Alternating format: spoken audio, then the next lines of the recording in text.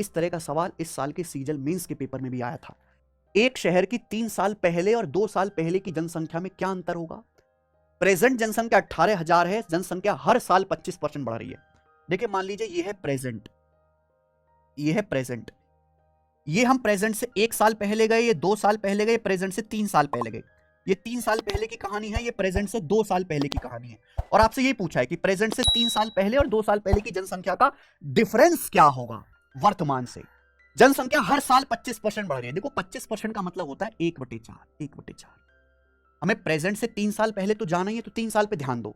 मान लीजिए कि अगर आपकी जनसंख्या 4 है, हर साल 25% बढ़ रही है, तो 1 साल में कितनी हो जाएगी? 5। 3 साल में जनसंख्या में कितना चेंज आएगा मेरे भाई? क्यूब। इसका क्यूब करना है। आप बताओ, अगर जनसंख्या हर साल 25% बढ़ रही है 1/4, यानी कि 1 साल में आपकी जनसंख्या 4 से बढ़ के 5 हो जाएगी। 3 साल में कितनी होगी? क्यूब।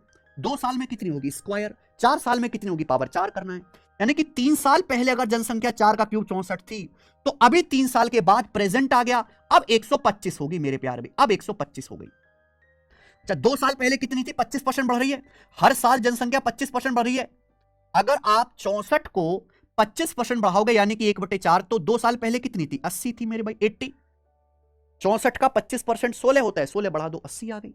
ये रेशियो निकाल दिया, सारा खेल ही रेशियो का है। सवाल में ये बोला गया कि प्रेजेंट में जनसंख्या है 1,80,000, 1,80,000 है ना मेरे भाई, ये बताओ जी कितने गुना? तो 125 8,000 होता है, ये हजार जो 8 बार जाएगा, यानी कि हो गया 18 8 144, 1440 गुना, 1440 टाइम्स है।